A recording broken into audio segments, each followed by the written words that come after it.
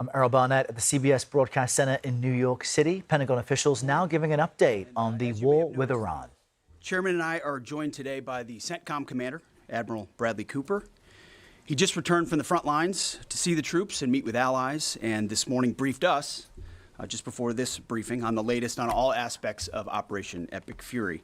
So after the chairman concludes, we'll ask Admiral Cooper to share a quick update on the ground truth from his trip to the region as he continues to implement an ironclad blockade and ensures that our forces are maximally postured to restart combat operations should this new Iranian regime choose poorly and not agree to a deal. And that is what we urge this morning, that this new Iranian regime choose wisely, which is where we'll start with a message to Iran's military leadership, to the KH leadership and IRGC leadership. We're watching you. Our capabilities are not the same, our military and yours. Remember, this is not a fair fight. And we know what military assets you are moving and where you are moving them to. While you are digging out, which is exactly what you're doing, digging out of bombed out and devastated facilities, we are only getting stronger. You are digging out your remaining launchers and missiles with no ability to replace them. You have no defense industry, no ability to replenish your offensive or defensive capabilities. You only have what you have. You know that, and we know that. You can move things around, but you can't actually rebuild. You can dig out for now, but you can't reconstitute. But we can. We are reloading with more power than ever before, and better intelligence. Even more importantly, better intelligence than ever before, as you expose yourself with your movement to our watchful eye. We are locked and loaded on your critical dual-use infrastructure, on your remaining power generation, and on your energy industry. We'd rather not have to do it, but we're ready to go at the command of our president and at the push of a button. This blockade, which the chairman will detail this morning, is the polite way that this can go. Your energy is not moving and will not move, and we can do this all day. But it's not destroyed yet. Your energy industry is not destroyed yet. You like to say publicly, Iran, that you control the Strait of Hormuz, but you don't have a navy or real domain awareness. You can't control anything. To be clear, threatening to shoot missiles and drones at ships, commercial ships that are lawfully transiting international waters, that is not control. That's piracy. That's terrorism. The United States Navy controls the traffic going in and out of the strait because we have real assets and real capabilities. And we're doing this blockade, performing it with less than 10% of America's naval power. The math is clear. We're using 10% of the world's most powerful Navy, and you have 0% of your Navy. That's real control, and we have a long track record of dealing with pirates and terrorists. But there is an alternative. As our negotiators have said, you, Iran, can choose a prosperous future, a golden bridge, and we hope that you do for the people of Iran. In the meantime, and for as long as it takes, we will maintain this blockade, successful blockade. But if Iran chooses poorly, then they will have a blockade and bombs dropping on infrastructure, power, and energy. And at the same time, Treasury Secretary Scott Bessent and our friends over at Treasury are launching Operation Economic Fury as well, maximizing economic pressure across the entirety of the government. To Iran, choose wisely. The world watched, and so did you, as the U.S. military moved seamlessly from major combat operations to a world-class blockade. We can make that transition again, very quickly, and even more powerfully than ever. At the direction of President Trump, the War Department will ensure that Iran never has a nuclear weapon. Never. We'd prefer to do it the nice way, through a deal led by our great vice president and negotiating team, or we can do it the hard way. We urge this new regime to choose wisely. Speaking of choosing wisely, a note to the press corps, to the American media. As I just can't help but notice the endless stream of garbage, the relentlessly negative coverage, you cannot resist peddling, despite the historic and important success of this effort and the success of our troops. Sometimes it's hard to figure out what side some of you are actually on. It's incredibly unpatriotic. This same press corps, not this exact same press corps, but at least an older press corps, bent over backwards during the Biden administration to explain away, the disastrous and disgraceful Afghanistan withdrawal. You called it the greatest airlift in American history. It's almost like you're cheering only for one side. This past Sunday, I was sitting in church with my family, and our minister preached from the book of Mark, the 3rd chapter. And in the passage, Jesus entered a synagogue and healed a man with a withered hand. The Pharisees came to watch. And as the scripture reads, they came to see whether Jesus, would heal him, or he would heal him on the Sabbath, so that they might accuse him. You see, the Pharisees, the so-called and self-appointed elites of their time, they were there to witness, to write everything down, to report. But their hearts were hardened. Even though they witnessed a literal miracle, it didn't matter. They were only there to explain away the goodness in pursuit of their agenda. As the passage ends, the Pharisees went out and immediately held counsel against him, how to destroy him. I sat there in church and I thought, our press are just like these Pharisees. Not all of you, but the legacy Trump-hating press. Your politically motivated animus for President Trump nearly completely blinds you from the brilliance of our American warriors. The Pharisees scrutinized every good act in order to find a violation, only looking for the negative. The hardened hearts of our press are calibrated only to impugn.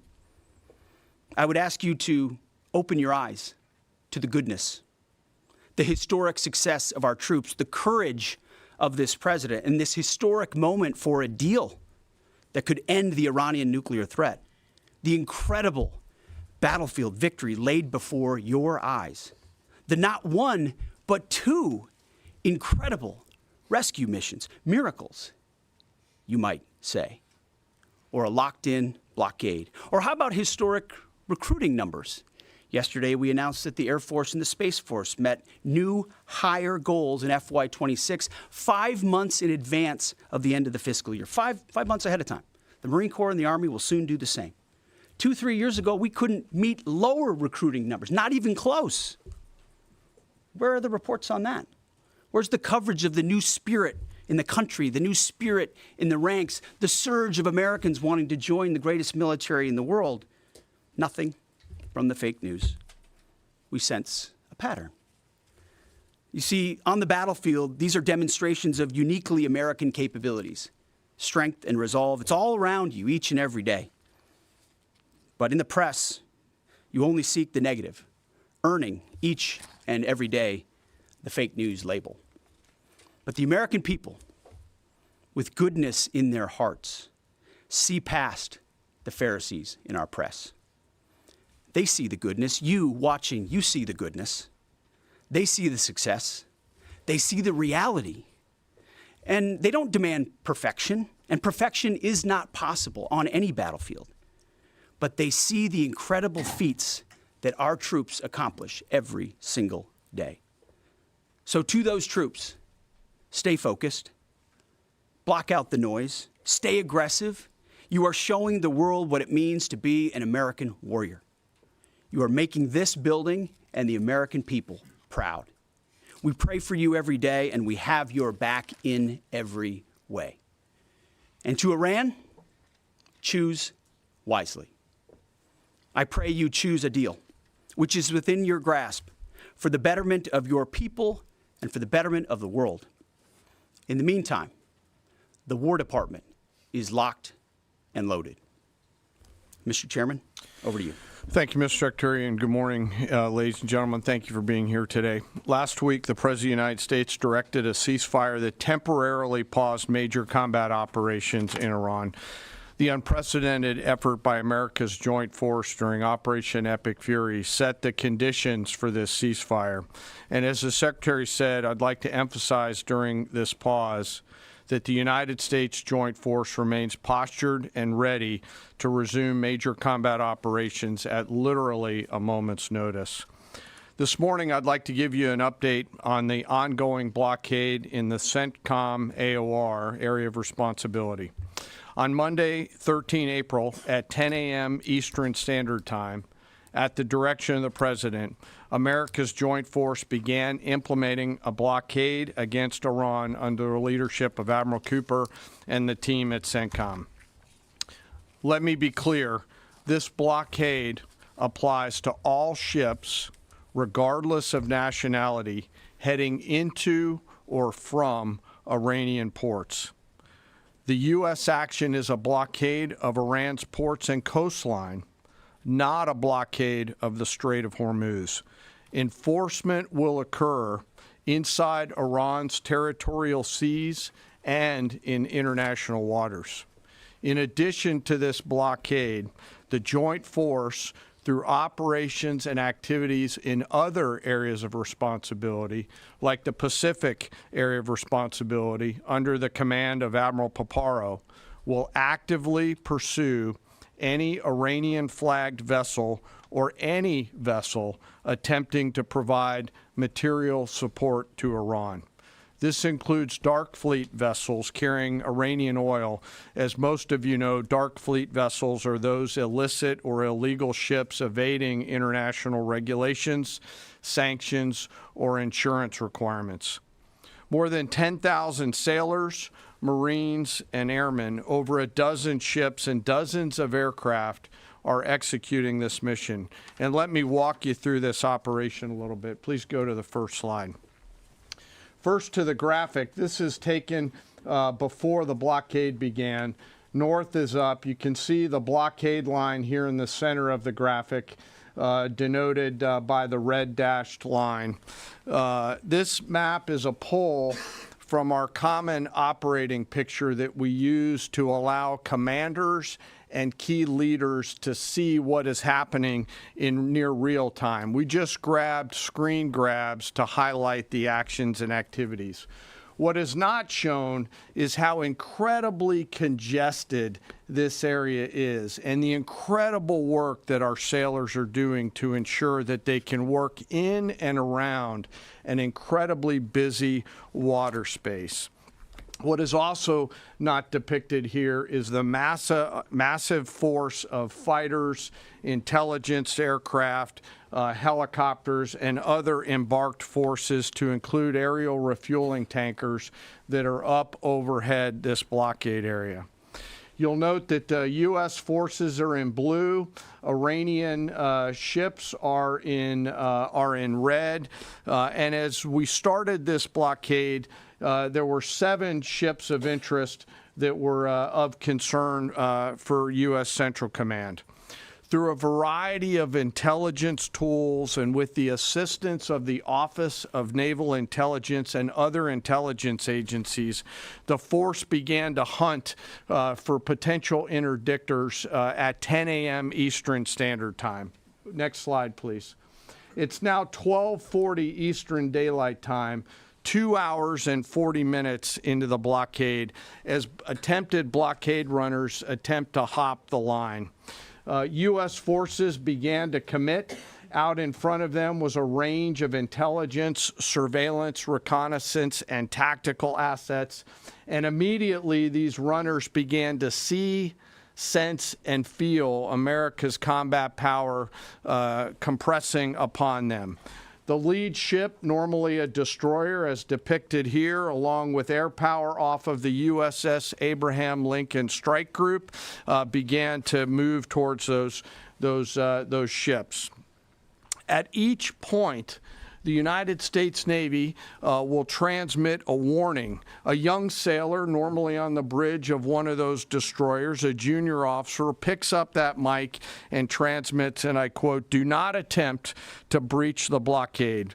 Vessels will be boarded for interdiction and seizure transiting to or from Iranian ports. Turn around or prepare to be boarded. If you do not comply with this blockade, we will use force." And as this message is being transmitted, as I mentioned earlier, those ship masters can literally see, sense, and feel the pressure around them. It's a finely tuned machine, rehearsed multiple times, and executed now 13 times since the blockade has begun. Next slide, please. We're now 24 hours plus into the blockade. You can see the turning around of multiple ships, 12 of which stayed inside the blockade line, one of which not depicted off to the eastern side, turned around before even attempting it. Any ship that would cross the blockade would result in our sailors executing pre-planned tactics designed to bring the force to that ship, if need be, board the ship and take her over. And that includes a series of escalated force options, which could include warning shots and others. Next slide. The final graphic shows taken at 11:20 p.m. the night of 14 April. You can see that the captains of all these ships have made the wise decision not to move, transit, or run this blockade. As I mentioned, so far 13 ships have made the wise choice of turning around.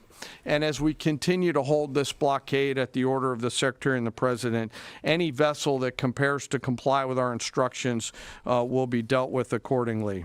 As of this morning, U.S. Central Command has not been required to board any particular ships. And I'll remind you that we are also conducting similar maritime interdiction actions and activities in the Pacific AOR against those ships that left that area before we began the blockade. Before I turn it over to Admiral Cooper, I want to talk briefly today about the men and women enforcing the blockade, America's sailors and Marines, and today particularly our destroyer and surface forces. When we talk about an American destroyer, it's important that you and the American people understand their capabilities. An Arleigh Burke-class destroyer are the backbone of the United States Navy surface fleet. Over 500 feet long, they displace 9,000 tons, and it is the sports car of the United States Navy. From the keel to the mast, they stand nearly 10 stories tall, and their 4 gas turbine engines can drive the ship at 30-plus knots. These ships are armed to the teeth with surface-to-air missiles, land attack cruise missiles, anti-ship missiles, anti-submarine rockets, torpedoes, 5-inch naval guns, multiple electronic warfare systems, embarked helicopters, extending the reach and capability of each and every one of these destroyers. But far and away, the most important weapon on board these ships is the American sailor.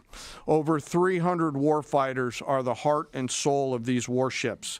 At sea, sometimes for months, and these ships out in the CENTCOM AOR have been out there for months. They operate around the clock in a constant state of readiness, always delivering for our joint force.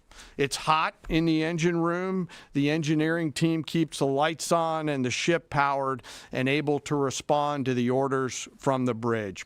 On that bridge, our sailors maintain a constant watch, maneuvering the ship tactically and safely through always congested water space. And there is a lot out there. It is like driving a sports car through a supermarket parking lot on a payday weekend with thousands of kids in that parking lot as you attempt to maneuver through there to get to that ship that would attempt to run that blockade. Down in the Combat Information Center, the CIC, the Tactical Warfare Center of the ship, that is where the decisions are made. As threats appear, these young sailors are making real-time decisions on how to identify these threats and handle them, and they always deliver. These ships are run by the youngest sailors in our surface warfare Navy. The helmsman, the sailor on the watch at the bridge, is normally just between 18 to 19 years old, and they are trusted to drive this warship through that supermarket parking lot without hitting anything. The conning officer, an equally young commissioned officer who's normally just a few years out of college, is the ones that are giving that young helmsman the orders on where to take that American warship to execute the mission that the Secretary and the President has given us. These are incredibly well-trained sailors. They are led by incredible leaders, salty, experienced leaders, and trusted with deep responsibility. And I'm so humbled and proud of America's Navy.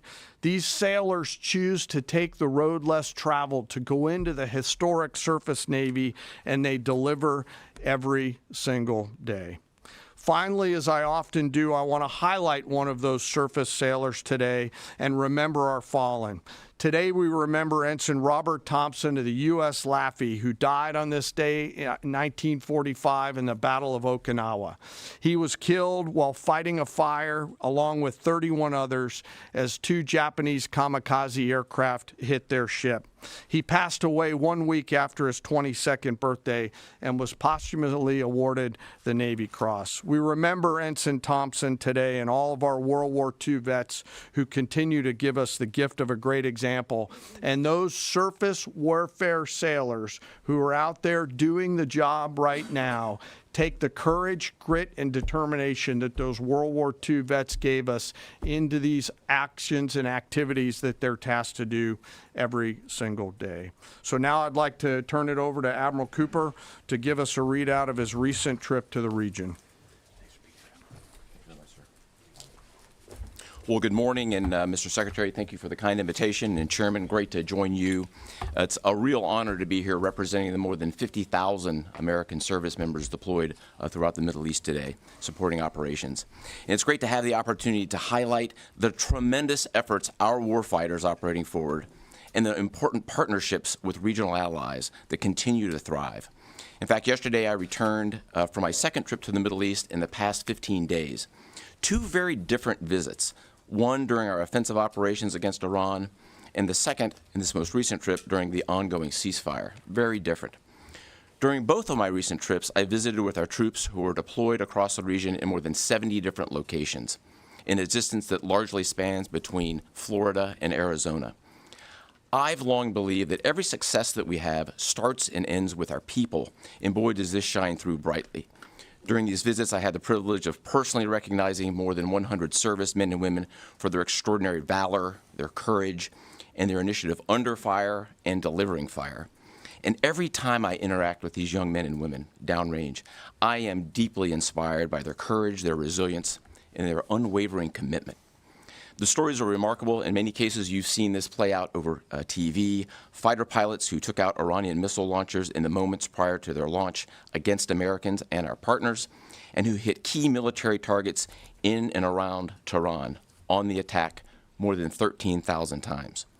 I met with some of the teams that helped to bring our F-15 airmen home safely from Iran and heard first-person accounts of the stories.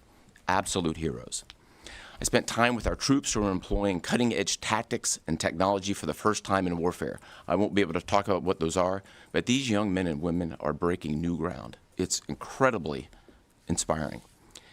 I met with teams who launched our own one-way attack drones into Iran. These were originally Iranian-designed drones. We brought them back to America, took the guts out, put a Made American stamp on them, and fired them right back to Iran. Very effective. I met with teams who were employing AI every single day to help us sift through vast amounts of information to help us make decisions faster.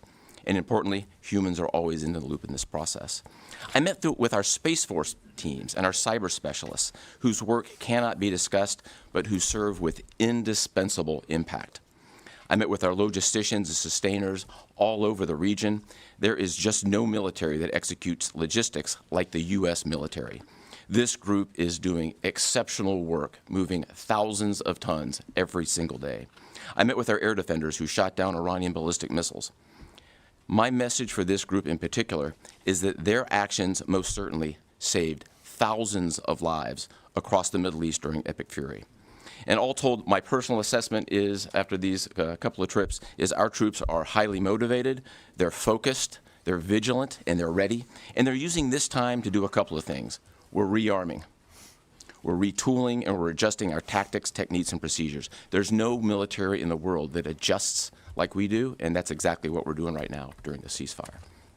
A little note about partners.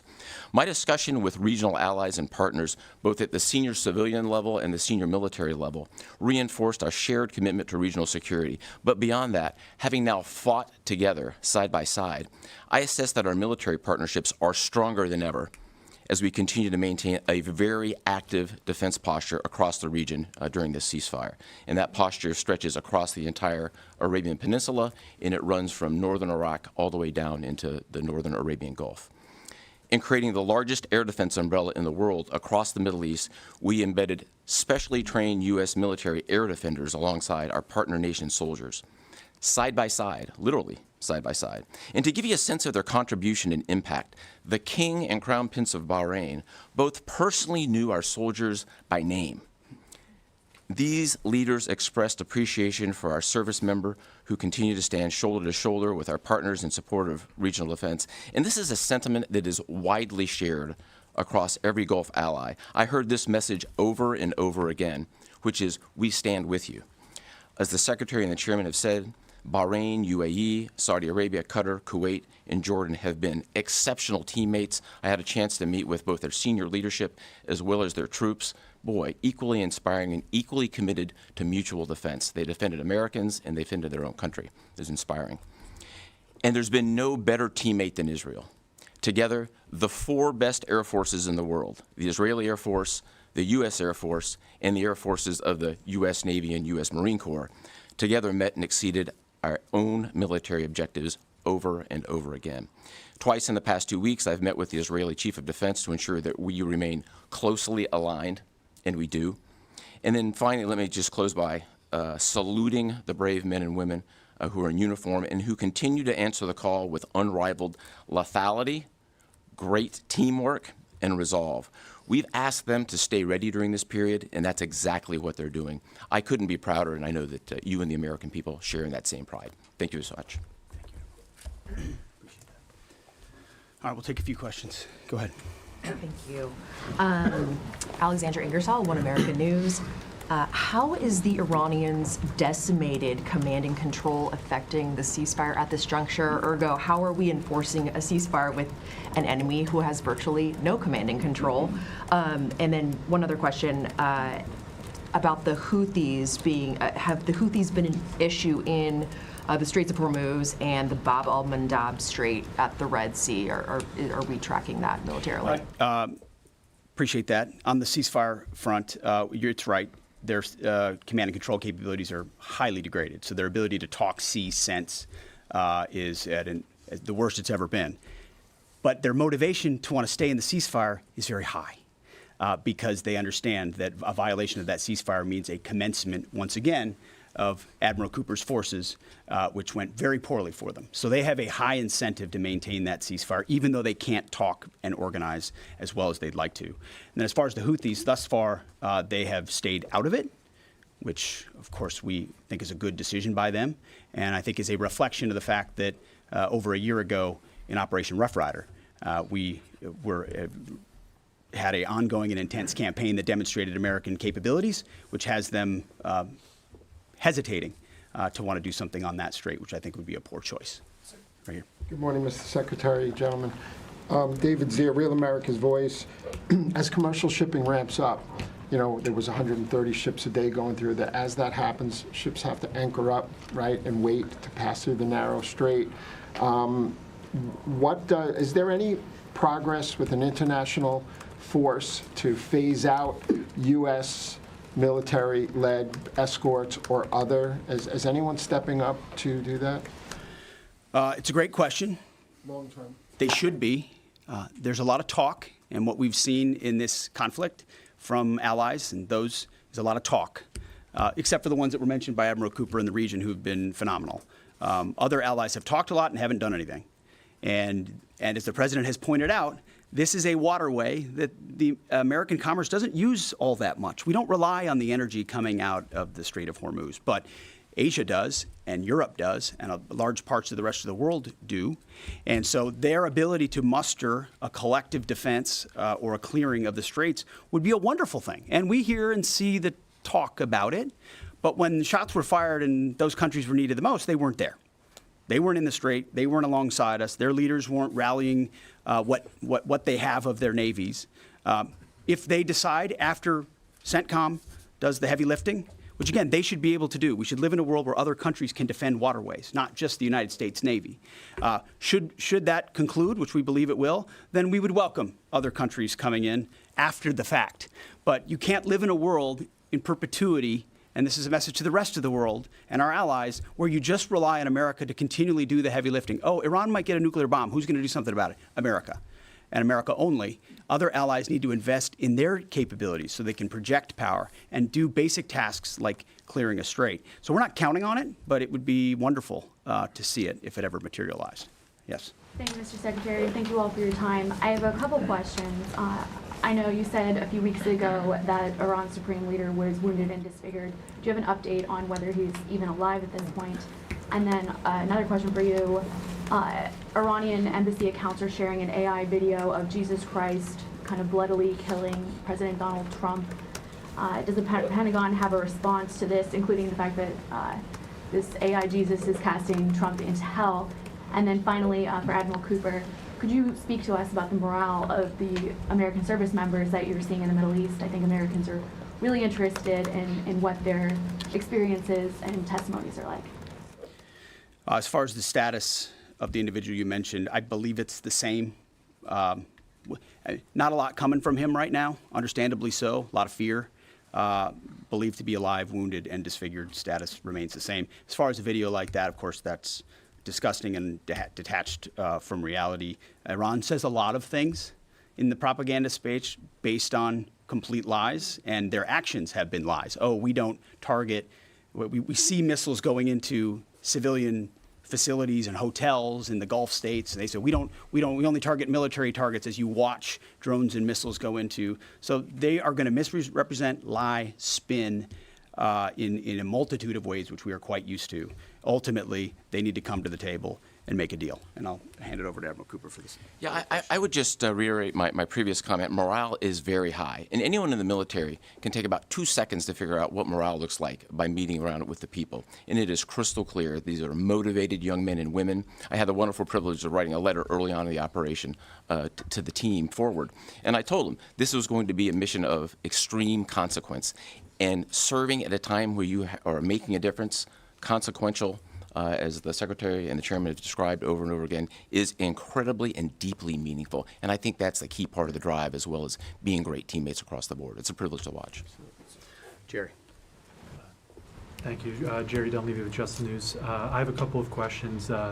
First is some critics of the Trump administration policy, including former NCTC Director Joe Kent, have attempted to claim that the Trump administration's policy of zero enrichment for the Iranians is not actually President Trump's policy, but was foisted upon him by the Israelis.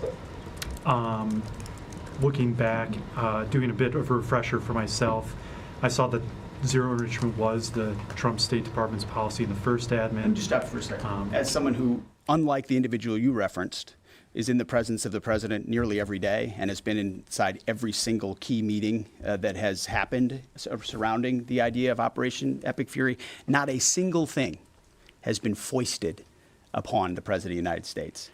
President Trump makes his own decisions about the interests of this country and defending our interests, and then working with allies and partners, in this case, Israel, who's got a lot of will and a lot of capabilities, which we're grateful for. Nothing gets foisted on President Trump. So those people who are not in those meetings who like to say things about that are just flat wrong. I had a quick one for Admiral Cooper, if that's Sure. okay. Thank you, sir, and thank you for being here.